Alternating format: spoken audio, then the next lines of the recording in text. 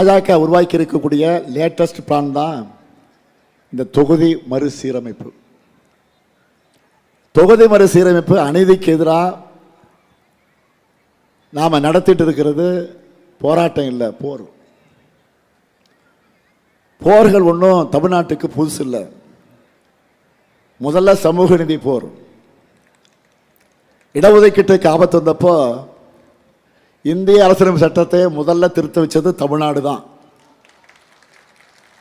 அடுத்து மொழி போர். தாய் கொடுத்த உயிரை தாய்மொழிக்கு தந்த கட்டாய இந்திய விரட்டிய வீரம் சுரிந்த வரலாற்றுக்கு சொந்தமன் நம்முடைய தமிழ்நாடு. இந்த போரில் தான் நேருவினுடைய உறுதிமொழியும் வந்துச்சு. பேரறிஞர் அண்ணாவுடைய இருமொழி கொள்கையும் உருவாக்கினார். இப்போது நடக்கிறது தமிழ்நாட்டோட அரசியல் உரிமைக்கான போர். ஏன் இந்த போர்னா, இந்திய விடுதலைக்கு பிறகு இந்திய நாட்டில் பசியும் வறுமையும் அதிகமாகி இருக்கு. இதை சரி செய்யணும்னா மக்கள் தொகையை கட்டுப்படுத்தணும்னு சொன்னாங்க. அதில் இருக்கக்கூடிய நியாயத்தை உணர்ந்து நாட்டோட முன்னேற்றத்தையும் தேச நலனையும் மனசில் வச்சுக்கிட்டு நம்ம தமிழ்நாட்டில், நம்ம தமிழ்நாடு மட்டும் இல்லை, தமிழ்நாடு இன்னும் பல மாநிலங்களும் குடும்ப கட்டுப்பாட்டு திட்டத்தை முறையாக செயல்படுத்தணும். இப்போ என்னடான்னா, உங்கள் மாநிலத்து மக்கள் தொகைக்கு ஏற்ற மாதிரி தொகுதி மறுசீரமைப்பு செய்ய போகிறோன்னு சொல்கிறாங்க. உண்மை என்னன்னா, இதே காலகட்டத்தில் மக்கள் தொகையை கட்டுப்படுத்தாமல் இருக்கிற சில மாநிலங்களுக்கு தான் விகிதாச்சாரப்படி அதிக இடம் கிடைக்குது. புரிகிற மாதிரி சொல்லணும்னா, 1971 சென்சஸ் படி தமிழ்நாட்டுடைய மக்கள் தொகை 1971 தமிழ்நாட்டுடைய சென்சஸ் படி தமிழ்நாட்டுடைய மக்கள் தொகை 4 கோடி. உத்தரப்பிரதேசத்துடைய மக்கள் தொகை 8 கோடி.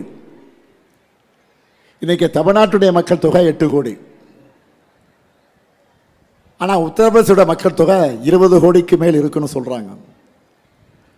நமக்கு அவங்களுக்கு 3 மடங்கு வித்தியாசம். இப்படி இருக்கும்போது மக்கள் தொகை அடிப்படையில் தொகுதிகளை பிரித்தா அது நியாயமாக இருக்குமா? மாலையில் நடந்த 7 மணிக்கு கூட்டம், 7 மணிக்கு கூட்டத்தில் பேசுற கருப்பு சட்டை போட்டு, அப்போ என்ன சொல்றாரு? இதுக்கு முந்தி காலையில் சொன்னது திரு எடப்பாடி பழனிசாமி, திரு உள்துறை அமைச்சர் ஒரு கூட்டத்தில் பேசுறதை வச்சுக்கிட்டு சொல்றாரு, அதை போய் தண்ணியில எழுதி வைக்கணும்னாரு. இப்ப சாயந்தரமா 6 மணிக்கு உள்துறை அமைச்சர் தெளிவுபடுத்தி விட்டார். தமிழ்நாட்டுக்கு இந்த பாராளுமன்ற தொகுதி வரையறை 59 அறிவிச்சிட்டார். 59.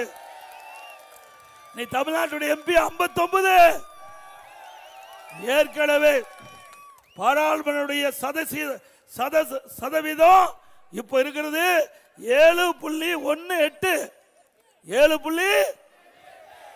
ஸ்டாலின் சொல்ல இது குறைஞ்சிரும் அப்படின்னு கருப்பு சட்டை போட்டுட்டு இருந்தார். இப்போ 7.23. 7. அப்ப 5 ஏறி போச்சு. 5 ஏறி போச்சு. சட்டை கழட்டிட வேண்டியதானே? சட்டை போட்டுட்டு தெரியலாமா? நான் காலையில் சொன்னது உண்மையாயிட்டது இல்ல. சரி, ஒரு நாட்டினுடைய முதலமைச்சர் 6 மணிக்கு பாராளுமன்றத்தில் உள்துறை மந்திரி பேசிட்டாரு. அதுக்கு பிறகு கருப்பு சட்டை போட்டுக்கிட்டு 7 மணிக்கு எடப்பாடி பழனிசாமியுடைய பேச்ச தண்ணியில் எழுதி வைக்கிறார். ஏப்பா, நான் எத்தனை முறை தான் தொண்டை காய கத்துறது? ஏப்பா, நான் தான் இல்லைன்னு சொன்னேன். ஆனா நீங்க திரு ஸ்டாலின் இல்ல, எடப்பாடி பழனிசாமி வேணுமென்றே திட்டமிட்டு தமிழகத்தை வஞ்சிக்கிறார், இன்னைக்கு மத்தியில் இருக்கின்ற ஆட்சியாளருக்கு அடிமை அப்படியெல்லாம் பேசிட்டு இருந்தார். நான் இல்லவே இல்லை. ஏற்கனவே உள்துறை அமைச்சர் தெளிவுபடுத்தி விட்டார். தமிழ்நாட்டில் நாடாளுமன்ற தொகுதியுடைய எண்ணிக்கை குறையாது, ஏற்கனவே இருக்கின்ற சதவீதத்துக்கு குறையாதுன்னு சொல்லிட்டார். அப்படின்னு சொன்ன பிறகு இப்ப கருப்பு சட்டை போட்டுக்கிட்டு 6 மணிக்கு சொல்லி 7 மணிக்கு பேசுறீங்க அப்படின்னு அந்த நாட்டுடைய தமிழ்நாட்டுடைய நிலைமை என்ன? ஒன்றும் தெரியாம முதலமைச்சர் தானே. உங்களுக்கு உளவுத்துறை இருக்குல்ல, உளவுத்துறை கையில் இருக்குதுல்ல, உளவுத்துறை என்ன சொல்லியிருக்கணும்? கருப்பு சட்டை கழட்டிடுங்க. உண்மையான அரசாங்கமா இருந்தா கருப்பு சட்டை கழட்டிடுங்க. நீங்க வைத்த கோரிக்கை இல்ல நிறைவேற்றிட்டாங்க, அதுக்கு மேல நிறைவேற்றிட்டாங்க. நீங்க என்ன நினைச்சீங்களோ அதுக்கு மாறா மத்திய அரசாங்கம் எல்லாம் சமமா, இந்தியாவில் இருக்கிற அனைத்து மாநிலத்துக்கும் சமமா தமிழ்நாட்டில் நாம என்ன கோரிக்கை வச்சோமோ அது நிறைவேற்றப்பட்டு விட்டது. ஆக ஸ்டாலினுடைய முகத்துல கரி பூசியாச்சு. ஐயா, காலையில் திருச்செந்தூர், முதுகுளத்தூர், ராமநாதபுரம் எங்கேயும் எந்த கருப்பு கொடியும் நான் பார்க்கல. மக்கள் யாரும் கூட தமிழகத்தினுடைய முதலமைச்சர் ஸ்டாலின் அவர்கள் கருப்பு கொடி ஏற்றுங்க, கருப்பு கொடி ஏற்றுங்கன்னு யாரும் ஏற்றலை. மக்களுக்கு தெரியும் தமிழகத்தில் இருக்கக்கூடிய எம்பிக்களுக்கு 50% உயர்வு கிடைக்க போகுது. இது 2011 சென்சஸை வச்சு நம்ம செய்ய போகிறது கிடையாது. பொய்யை சொல்லிக்கொண்டு முதலமைச்சர் சுற்றி கொண்டிருக்கின்றார்கள். நேரடியாக ஒரு மாநிலத்திற்கும் 50% உயர்த்த போகிறோம். தமிழ்நாட்டினுடைய எம்பிக்கள் 39லேருந்து 59 ஆக போகிறாங்க. கேரளா 20லேருந்து 30, ஆந்திர பிரதேசம் 17லேருந்து 25, தெலங்கானா 17லேருந்து 25, ஆந்திரா 25லேருந்து 37, ஒரிசா 21லேருந்து 31. ஸோ இந்தியா முழுவதுமே குறிப்பாக நம்முடைய தென்பகுதியில் இருக்கக்கூடிய மாநிலங்கள் எல்லாம் கூட இதை புதிதாக நாம் கொண்டு வரக்கூடிய தொகுதி மறுவரை, புதிதாக கொண்டு வரக்கூடிய 39% இடஒதுக்கீடு அதில் அதிகமாகும் பெண்களுக்கு ஆதரவாக இருக்கும். ஆனால் பெண்களுக்கு இடஒதுக்கீடு கொடுக்கக்கூடாது என்கின்ற ஒற்றை கொள்கையை வைத்துக்கொண்டு முதலமைச்சர் ஐயா ஸ்டாலின் அவர்கள் பொய் சொல்லிக் கொண்டிருக்கின்றார்கள். தமிழக மக்கள் யாரும் அவரை நம்ப தயாராக இல்லை என்பதற்கு சாட்சி எந்த வீட்டில் எங்கேயும் நான் கருப்பு கொடியை பார்க்கலாம். 33% மகளிர் இடஒதுக்கீடு பகிரமா எதுக்குறதா நீங்க பாக்குறீங்க சார்? அண்ணா, எனக்கு புரியல, ஏன் எதுக்குறாங்கன்னு புரியல. இன்னைக்கு நம்முடைய மகளிர்கள் முன்னேற வேண்டும், தாய்மார்கள் முன்னேற வேண்டும் என்றால் அவர்களுக்கு அரசியல் கட்சிகள் நிறைய மகளிருக்கு வாய்ப்பு கொடுக்காம இருக்கிறாங்க. பாரத பிரதமர் நரேந்திர மோடி அவர்கள் இந்தியாவுடைய குடியரசுத் தலைவராக ஒரு சகோதரியை கொண்டு வந்தாங்க. டெல்லியினுடைய முதலமைச்சர், பல இடத்துல நம்ம சொல்லிக்கிட்டே போகலாம். ஆனால் கொடுக்க வேண்டும் என்று நம்ம எல்லாரும் யோசித்து 33% இடஒதுக்கீடு யாருக்கு பிரச்சனை இல்லாமல் தமிழ்நாடு 39லேருந்து 59 போகணும்.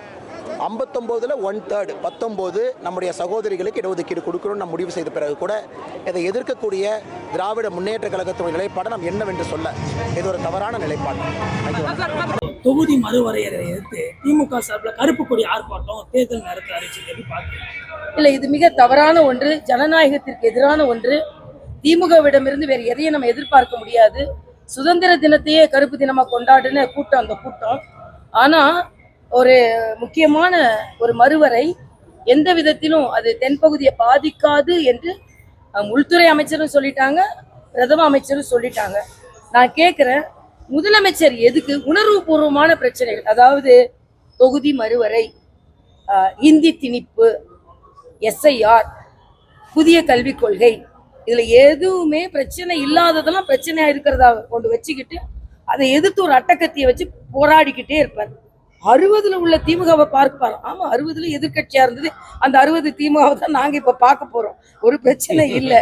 அதே மாதிரி கருப்பு கொடி காட்டி போராட்டம்னு சொல்றீங்கல்ல, டாஸ்மாக்கு எதிராக உங்க வீட்டுக்கு முன்னால கருப்பு கொடி ஏந்தி நின்னீங்களா இல்லையா? அப்ப இன்னைக்கு டாஸ்மாகோட நிலைமை என்ன? அதாவது விருகம்பாக்கத்துல திமுக வேட்பாளர் பேசுறாரு, நாங்க 2 டாஸ்மாக் எடுத்துட்டோன்னு. பொதுமக்கள்ல இருந்து ஒரு அம்மா சொல்றது 50 பாரை திறந்துட்டீங்கல்ல அப்படின்னு. மகிழ் பார், ஆக கணக்கு இல்லாம மகிழ் பார்கள் அங்கங்கே இருக்கிறது. அதனால போதையின் பாதையில் தமிழ்நாடு சென்று கொண்டிருக்கிறது. இதையெல்லாம் விட்டுட்டு பெண்கள் பாதுகாப்பு இல்லை, அதை விட்டுட்ட, பெரியவர்களுக்கு வேண்டிய வசதிகள் இல்லை, அது விட்டுட்டு இன்னைக்கு மயிலாப்பூர்ல பாத்தீங்கன்னா ஸ்டாம் வாட்டர் ட்ரைனேஜ்ல நடந்த ஊழல் தெருவெல்லாம் சாக்கடையா ஓடிக்கொண்டு இருக்கிறது.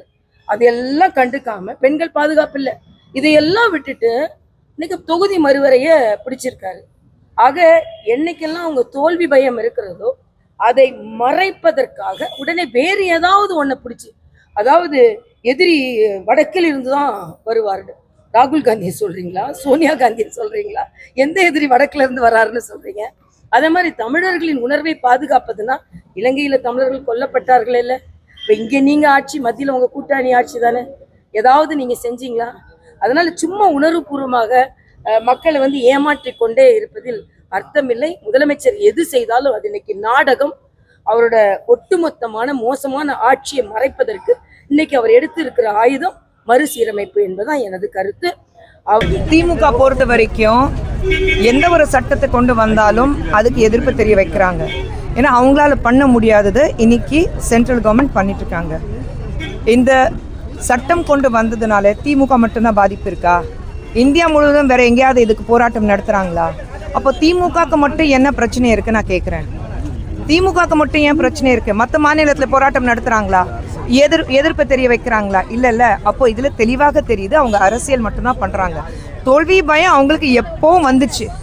அடுத்த தேர்தலில் நிச்சயமாக நாங்கள் ஜெயிக்க போறதில்லை. இந்த தேர்தலில் திமுகவுக்கு மிகப்பெரிய ஏமாற்றம் இருக்கு. அது முதலமைச்சர் ஸ்டாலின் அவர்களுக்கு நல்லா தெரியுது. திமுகவில் இருக்கிறவங்களை அத்தனை பேருக்கு தெரியுது. அதனால தான் இந்த மாதிரி செயல்படுறாங்க. சரி, இன்னைக்கு நான் காலையில் வந்து போராட்டம் நடத்துனாங்கல்ல, நீங்களும் நான் சேர்ந்ததானே பார்த்தோம். பிளாஸ்டிக் பேண்டா இருக்குல்ல, லைட்டர் வச்சுட்டு பிளாஸ்டிக் தானே ஏற்றுனீங்க. முதலமைச்சருக்கு அது கூட தெரியாது பிளாஸ்டிக் பேன் இருக்கு. இந்த லட்சணத்துல நீங்க மாநிலத்தை காப்பாற்ற போறீங்களா? ஒரு பேசிக் காமன் சென்ஸ் இல்லாமல் நீங்க வேலையை செஞ்சீங்கன்னா அப்போ மக்களுக்காக என்னத்தான் போராடுறீங்க? சும்மா ஒரு ஃப்ரண்ட் பேஜ் நியூஸ் இருக்கணும் பாருங்க, மக்கள் ஏமாத்துறதுக்காக நான் பாருங்க உங்களுக்காக நிற்கிறேன்னா. ஒரு basic common sense, plastic is banned. பிளாஸ்டிக்கே நீங்க பத்து லைட்டர் வச்சுட்டு நீங்க பத்த வைக்கிறீங்க. அப்போ இதுலயே அவங்களுடைய செயல் எப்படி இருக்கு, மனநிலை எப்படி இருக்கு யோசிச்சு பாருங்க. மகளிர் இடஒதுக்கீடு என்ற பேரில்